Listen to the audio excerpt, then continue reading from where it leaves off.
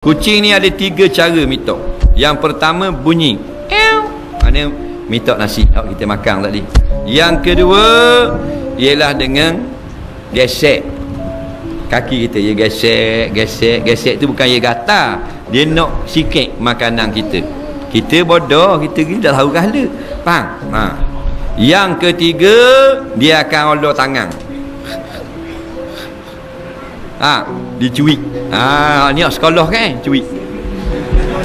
Kita tengah makan kepuk kan? Ya. Kepuk ni kepuk rebus. Dia cuik. Kita tengok, boh. Tak. Tapi dia cakap bahasa kucingnya. Nampak.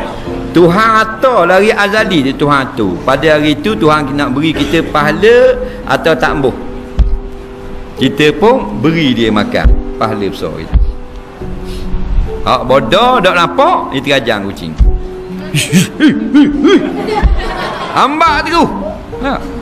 Bodoh tu tak nampak. Allah buat depan kali surah Al-Baqarah, wa mimma razaqnahum yunfikun. Dan setengah daripada rezeki yang kami beri kepada dia, dia sedekah pula ke orang lain. Faham tak ke? Dah. Termasuk natang.